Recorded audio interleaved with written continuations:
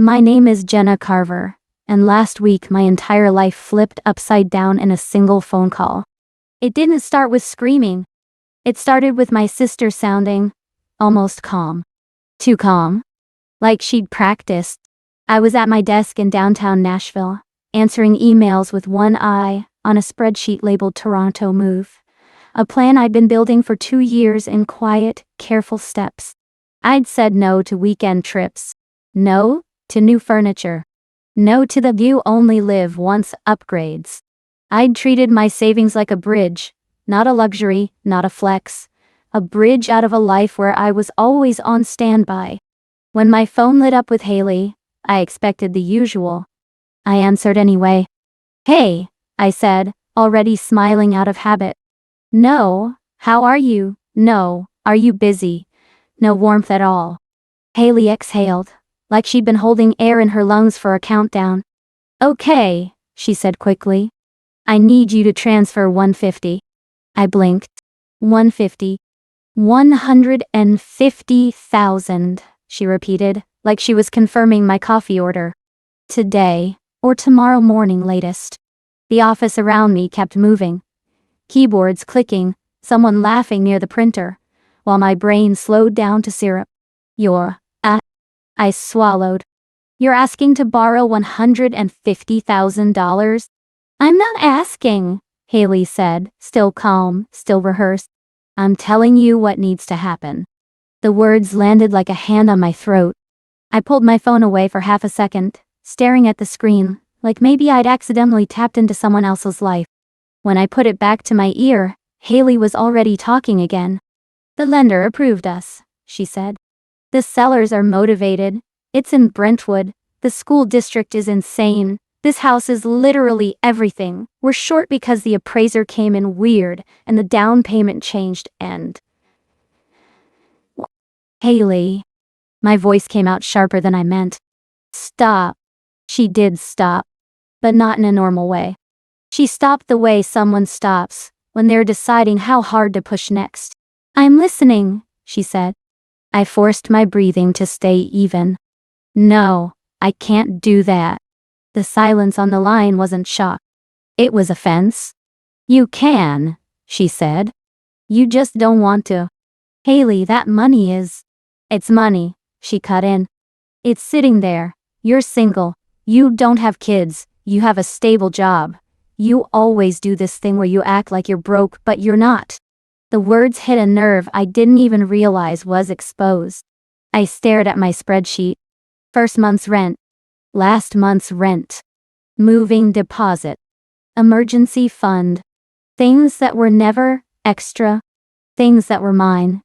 "Haley," I said again, slower now. I said no. And that's when the calm finally cracked. Her voice rose, not loud enough to be called yelling, but tight enough to be dangerous. "So you're really doing this," she said.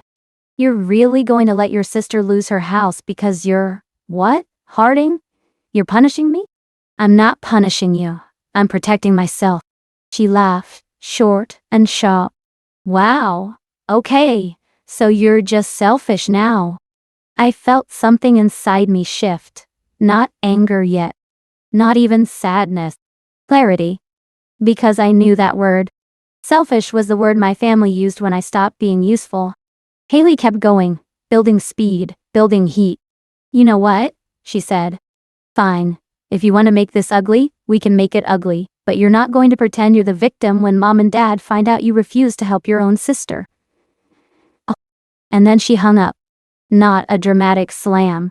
Just a clean, confident disconnect, like she'd dropped a chess piece exactly where she wanted it. I sat there, phone still pressed to my ear, listening to nothing. 2 minutes passed. Then, 3. I told myself, that's it. She'll cool off. She'll sulk. She'll move on. I actually believed that. And that was my mistake. Because 2 hours later, my dad texted me something so cold, it didn't even feel like it came from a human being.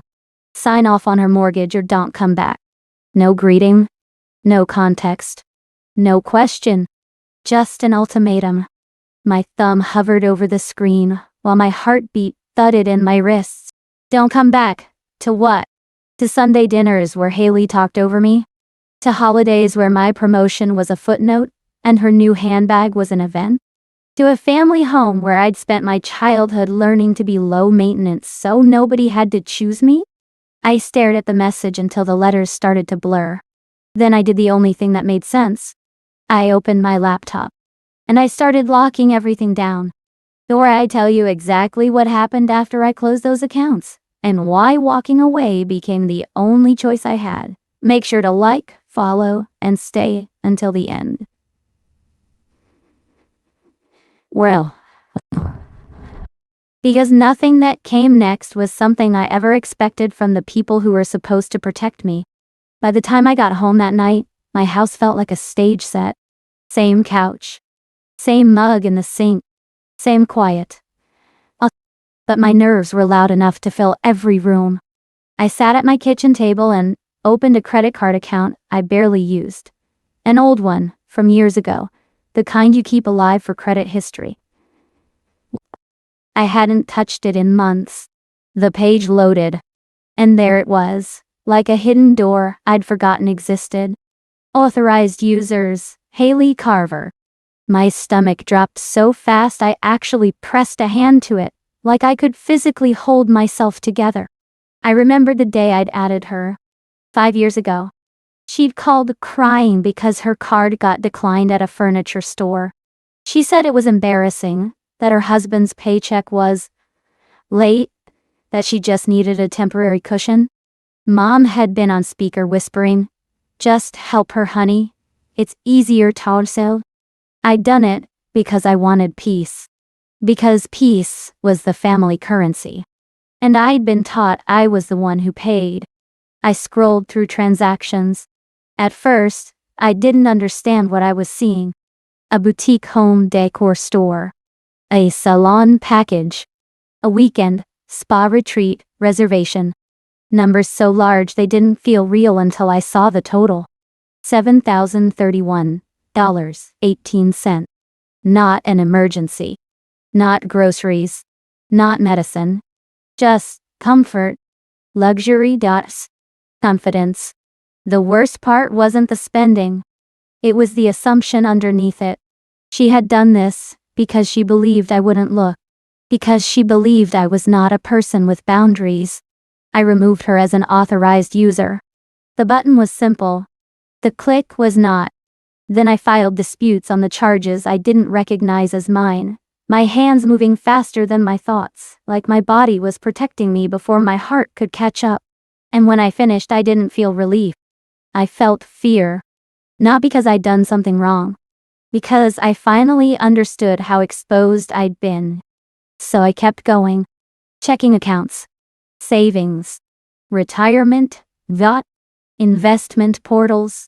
Anywhere my name existed, I hunted for old shared access like it was a leak in the foundation. I changed passwords, every single one. I removed old devices from my logins. I turned on two-factor authentication like my life depended on it, because suddenly it did. And then I opened a savings account I rarely used, an old one, quiet, untouched. In the beneficiary section, I saw a name I hadn't expected. Haley Carver. I stared at it, frozen. I remembered signing that paperwork years ago too, back when Haley was planning her wedding and Mom had said, "It's smart to set it up. If something happens, family handles things." I'd thought it was normal. I'd thought it was responsible. Now it felt like someone had quietly positioned themselves to inherit my life. I changed the beneficiary. I didn't replace it with anyone. I left it blank. And that blank space felt like oxygen. By midnight, my phone was lighting up nonstop. Calls.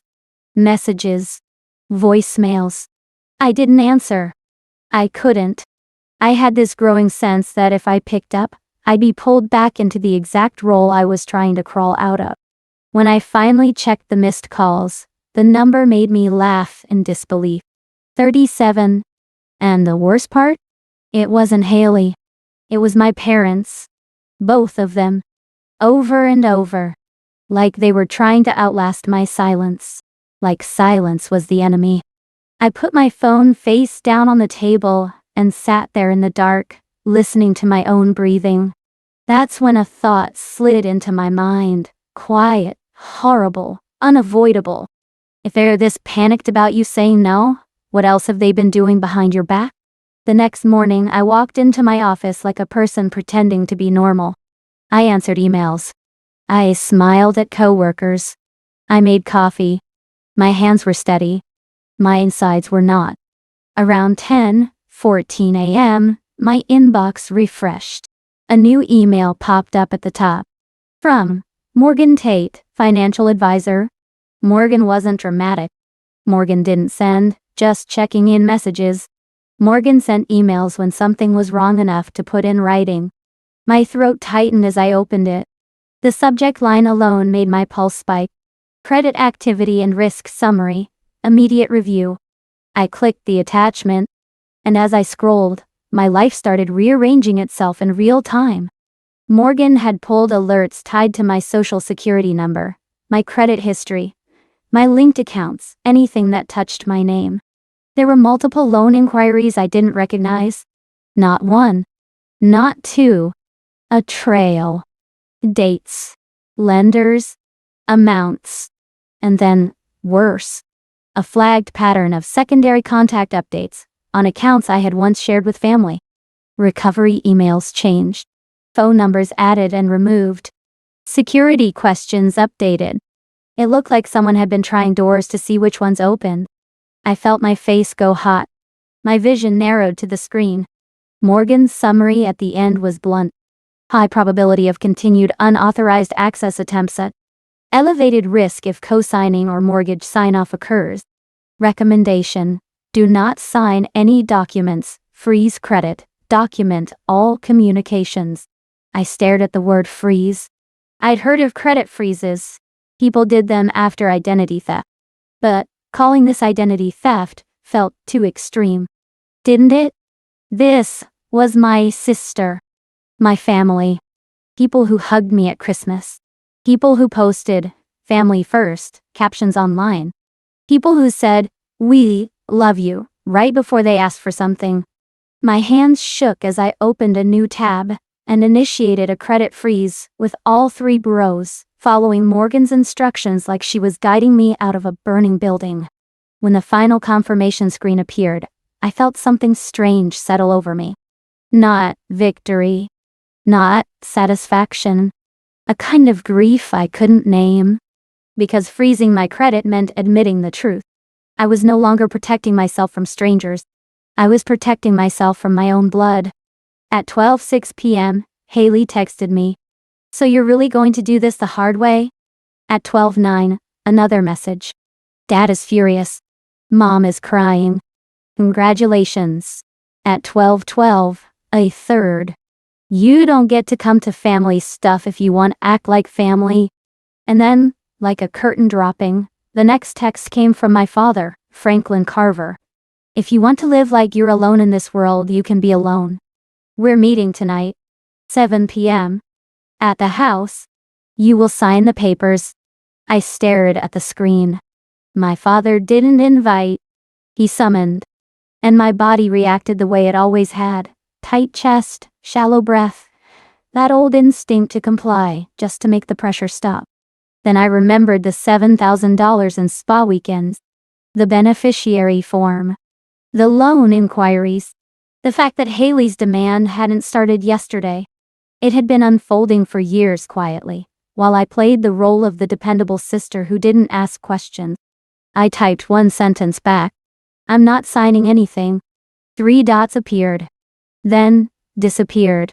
Then my mom, Diane Carver, called. She left a voicemail. Her voice was soft, almost sweet. "Jenna, honey, please don't do this. Your father is under so much stress. Haley is trying. She's trying. And families help. That's what we do." She paused, like she was waiting for her words to land. Then she said the line she'd used my whole life whenever I resisted anything. "Don't make this harder than it has to be." I sat back in my chair, staring at the wall. Because suddenly I heard what that sentence really meant. It didn't mean, "Don't make it harder for you." It meant, Don't make it harder for us to keep taking from you. At 6:47 p.m., I drove to my parents' house. Not because I was going to sign. Because I needed to see their faces when I said no out loud. The house looked the same as always. Warm porch lights, manicured bushes, the kind of place that screamed stable family from the outside. Inside, the air was thick. My father was at the dining table with a folder in front of him like he was holding court. My mother stood by the kitchen island, hands clasped tight. Haley sat on the couch, legs crossed, scrolling her phone like she was waiting for takeout. When I walked in, Haley didn't even look up. Franklin did. His eyes pinned me immediately. Sit, he said. Not hi. Not, how was your day? Just, sit. I stayed standing. I'm not signing anything, I said. My voice sounded steady, which surprised me. My father's jaw tightened. Do you understand what you're doing to this family? He asked. I glanced at Haley. She finally looked up, and her expression wasn't fear or shame. It was expectation. Like she still believed this would end the way it always ended. With me giving in. I understand what this family is doing to me, I said quietly. My mother stepped forward, eyes already glossy. Jenna, please. You know Haley's been struggling, and you're strong. You always have been. God blessed you with stability for a reason. That sentence was so familiar it almost made me dizzy. Your strength is our resource. My father pushed the folder toward me across the table like he was sliding a bill. Mortgage addendum, he said. It's temporary. You sign, you help them close, and everything goes back to normal. Normal, I repeated. Haley leaned forward. It's not a big deal, she said. You're acting like I'm asking you to donate a kidney. I looked her dead in the eye. You spent $7,000 on my credit card. The room changed. Not exploded. Not shouted. It simply tightened. Haley's face flickered, just a fraction, and then she smiled, small and sharp. Oh my God, she said. You're doing that? You're counting pennies now? $7,000 isn't pennies, I said. My mother's breath caught. My father stared at me like I'd cursed at the table. What are you talking about? Diane asked, voice thin. I reached into my bag and pulled out printed statements, Morgan's report, the credit card transactions, the removal confirmation, the beneficiary change confirmation. I placed them on the table. One by one. Paper makes things real. Paper has weight. You knew she was still on my accounts, I said, looking directly at my mother now. Didn't you?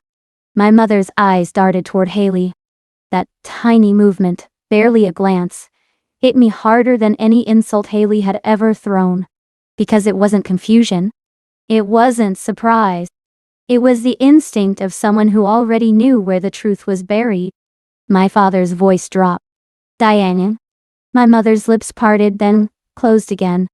And in that moment, I understood the silent betrayal I'd been living with my whole life. My mother didn't always agree with Haley. She just never stopped her. Because stopping her would require choosing me. And my mother had built her entire identity around never letting Haley feel chosen against. Haley's voice cut through, annoyed now. Mom, don't do this. Jenna is spiraling. She's stressed about that little Canada fantasy and she's taking it out on me. I didn't even look at her. I looked at my dad. Did you send me an ultimatum? I asked. Because you think I'm your daughter? Or because you think I'm an asset? My father's nostrils flared. Don't be dramatic. I nodded slowly. Okay? Then I opened Morgan's report to the page with the loan inquiries. And these? I asked. These loan checks tied to my name. The recovery email changes. The phone number update. Haley sat back. That's not what you think. My father snatched the papers, scanning fast, the way men do when they believe facts will rearrange themselves if they read quickly enough. My mother's hand flew to her mouth. What is this? Diane whispered. I watched Haley's eyes. They weren't panic. They were calculating. Then she did something that made my skin go cold. She looked straight at my father and said, with a sigh like she was exhausted by me. Tell her. The room went silent. My father froze.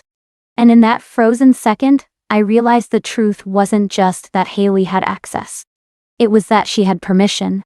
Not on paper, but in practice, in culture, in the family system. My father's voice came out low and rough. It wasn't supposed to be like that, he said. I felt my whole body go numb. What wasn't supposed to be like what? He put the papers down, slowly, as if the table itself had become dangerous. Haley had a hard time getting approved, he said. Years ago, after some mistakes, we helped her apply. I stared at him. By using my information? Diane made a broken sound in her throat. Haley rolled her eyes. Oh my God, stop. They didn't steal anything. They used what was available. Because you were always the safe one. The words hit me like a slap. Not because they were cruel. Because they were honest. You were always the safe one. Safe to borrow from. Safe to guilt. Safe to sacrifice. Franklin's face hardened again, like he was trying to reassemble his authority. It didn't hurt you, he said quickly. Your credit is fine. You've got good income. We were handling it. I laughed. One breath, no humor. Handling it, I repeated. You mean hiding it? My mother started crying for real now. Silent tears, shoulders shaking, like her body finally admitted what her mouth refused to say. I watched her waiting for the apology, waiting for the one sentence that could prove I mattered to her beyond what I could provide. She looked up at me, eyes wet, and whispered, I didn't know how to stop it without losing everyone. And there it was. Not, I'm sorry. Not, I chose wrong. Just, I was afraid of the consequences of protecting you. I felt something inside me unclench. Not because it was resolved. Because it was confirmed. I turned to Haley. Give me the truth, I said. Right now, how much debt are you in? Haley scoffed. That's none of your business. It became my business when my name got attached, I said. How much? Haley's smile faded. My father's eyes stayed on the table. My mother's breathing was shaky. And Haley finally said, quieter now. A lot. How much? I repeated. She hesitated, then muttered a number like she was spitting something bitter out of her mouth. 400 and something. My ears rang. 400,000? I said. Haley lifted her chin defensively. It's not all credit cards. Some is medical stuff, some is... Stop, I said. Just stop. Because I could hear the pattern. Excuse. And underneath it, the expectation that I would build a bridge over her consequences with my own life. My father pushed the mortgage folder toward me again, desperate now.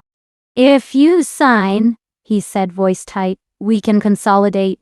We can fix this. Jenna, you're the only one who can fix this. There it was. The sentence my whole childhood had been training me to accept. You're the only one who can fix this.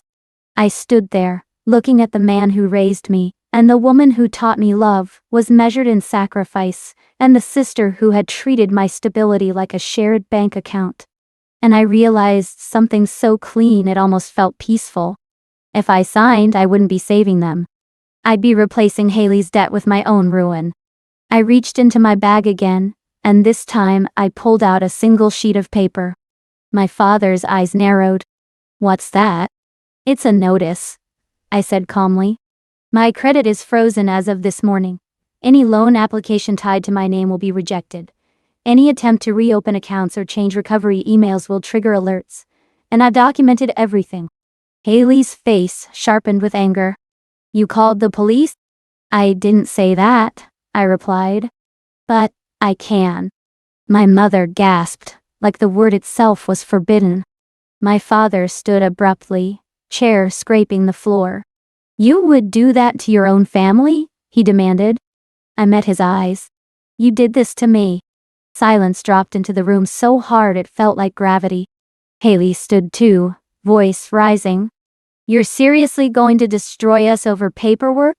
I didn't flinch. I'm not destroying you, I said. I'm stepping out of the way while you face what you built. My father's voice turned sharp and final. Then you're not welcome here. My mother whimpered my name, like she could pull me back with sound alone. But Haley didn't cry. Haley stared at me with a look that finally revealed the truth. Not hurt. Not betrayal. Just rage that the resource was walking away. I nodded slowly, once. Okay, I said, and I walked to the door. Behind me, my mother sobbed. My father didn't stop me. Haley didn't follow. Nobody ran after me because, deep down, they weren't losing a daughter or a sister. They were losing a safety net.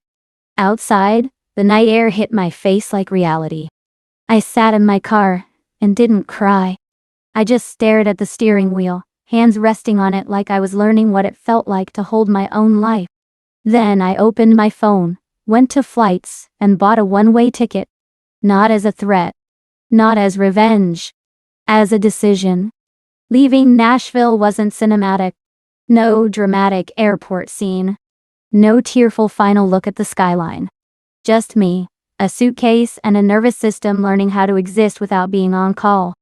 My original plan had been Toronto. New job track, new city, clean start. But life doesn't always move in one perfect leap. I got an offer in Chicago first, Oak Park, just outside the city, an interim position in a research lab, with solid benefits, and a start date that didn't require me to wait months. So I took it. I told myself, Chicago now, Toronto later. The important part wasn't the destination. It was the direction. For the first week, my phone stayed quiet in a way that felt unnatural. Then, the messages started again. Not apologetic ones. Not reflective ones. Transactional ones. Haley sent paragraphs about family loyalty and how dare you and you're ruining mom's health. My father sent 2 lines at a time, always like a verdict. My mother sent voice notes that sounded like she was standing in the middle of a burning house, begging me to come back inside because it was warmer there. I didn't reply. Because distance isn't always cruelty. Sometimes it's survival. 2 weeks into Chicago, a notification popped up from an account I'd kept under monitoring. Haley's credit score had dropped sharply. Then another alert, a payment delinquency tied to a loan inquiry, rejected. Then another. Her mortgage pre-approval revoked. The floor she'd been standing on, me, was gone. And suddenly, gravity did what gravity always does. It didn't feel good. It didn't feel like revenge. It felt like watching someone finally meet the consequences they'd been outsourcing. A month later, a formal letter arrived at my apartment. From an attorney. Not a lawsuit. Not a threat with teeth. Just a desperate, carefully worded attempt to get me to reconsider support options for the stability of the Carver household. I read it once. Folded it. Put it in a drawer. And I never opened it again. Because the letter confirmed what I'd already learned at that dining table. They didn't miss me. They missed what my compliance gave them. Here's what changed in me after that. It wasn't one big moment. It was small, quiet things. Buying groceries without my chest tightening when my phone buzzed. Making plans without bracing for someone to interrupt them. Waking up without dread. Peace doesn't always arrive like a celebration. Sometimes peace arrives as nothing. No demands. No guilt. No emergency that's magically yours to solve. I thought about Haley sometimes, not with hatred, not with longing, with clarity. Because people like her don't fall in one dramatic crash. They unravel in slow, predictable steps. Denied approvals. Eviction warnings. Friends who stop answering. Family members who suddenly can't help right now. And eventually, the terrifying moment where they look around and realize no one is catching them anymore. As for my father, the consequences weren't legal. They were social. In a town like ours, reputations don't die loudly. They just stop being acknowledged. People stopped asking about Haley's dream house. Church friends stopped inviting my parents to host. A neighbor I'd known since I was a kid texted me quietly. I'm sorry. I didn't know. And I realized my father's biggest fear wasn't losing me. It was losing the story he told other people about who we were. My mother's messages got shorter, less certain, like someone walking through a house that no longer obeyed her rules. And that part hurt more than I expected, not because I wanted her guilt, but because I wanted the mother I'd pretended she was. The one who would have chosen me. But I stopped waiting for that version of her. Waiting was just another way of staying trapped.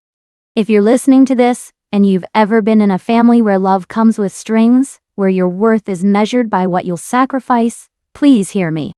Choosing yourself doesn't make you heartless. It makes you whole. And if you've ever had to choose between being needed and being respected, I hope you choose the path that lets you breathe again. Because once you see the truth, once you see the role they wrote for you, there's no going back. Not for you. Not for them. And the quietest part? The part that still echoes in me? It's this. They didn't panic when I was hurt. They panicked when I stopped paying the price.